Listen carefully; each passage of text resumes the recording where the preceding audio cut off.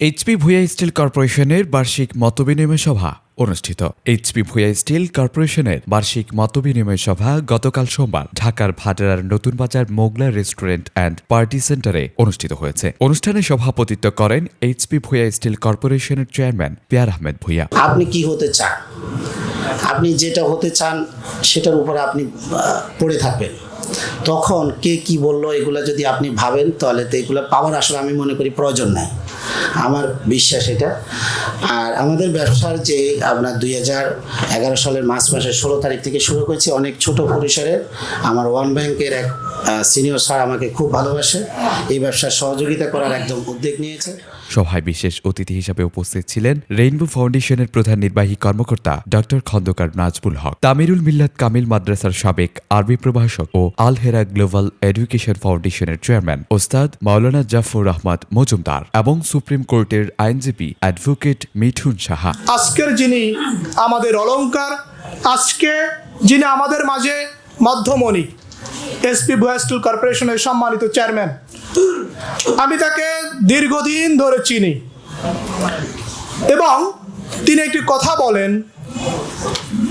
যে জীবন মানুষকে কাঁদায় না সে জীবন জীবন নয়। যারা পিয়ার আহমেদ ভূঁইয়া সাহেবের সাথে দীর্ঘদিন ধরে আছেন তারা জানেন তিনি আমাদেরকে শিখিয়েছেন ভালোবাসলে ভালোবাসায় আটকিয়ে রাখতে হয়।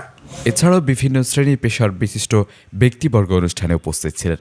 অনুষ্ঠানে 2025 সালের সেরা বিক্রেতাদের মাঝে সম্মাননা প্রদান করা হয়। সম্মাননাপ্রাপ্তদের মধ্যে উল্লেখযোগ্য সংখ্যক ছিলেন আলেম ওলামা। আলেম সমাজকে উদ্যোক্তা হিসেবে গড়ে তোলার যে দীর্ঘদিনের পরিকল্পনা এইচপি ভূঁইয়া স্টিল কর্পোরেশনের চেয়ারম্যান গ্রহণ করেছিলেন, তার সফল বাস্তবায়ন এবং অনুষ্ঠানের মাধ্যমে স্পষ্ট হয়ে ওঠে। এইচপি ভূঁইয়া স্টিলের সাথে প্রায় আমি দীর্ঘ 1.5 বছর যাবৎ জড়িত আছি, কিন্তু এখানে একটা ভিন্ন রকম চিত্র আমি দেখেছি। অন্যান্য প্রতিষ্ঠানের চেয়ারম্যান সাহেব যারা থাকেন, চেয়ারম্যান সাহেবের নিচু পর্যায়ের যারা থাকেন, তাদেরকে ওই রকম সম্মান, শ্রদ্ধা, ভালোবাসা ওই রকমটা দেখা যায় না।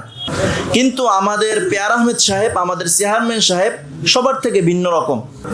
পিয়ার আহমেদ সাহেবকে দেখেছি প্রত্যেকটা মানুষের প্রতি সম্মান, মমতা, ভালোবাসা এবং প্রত্যেকটা কর্মীর দুঃখে তিনি ভাবেন, তাদের মুখেই তিনি হাসি আনেন। উনি আমাদেরকে যেভাবে সুপরামর্শ দেন ভবিষ্যতে দেখবেন এবং আমরাও ওনার সাথে কাজ করে যাব ইনশাআল্লাহ তাআলা।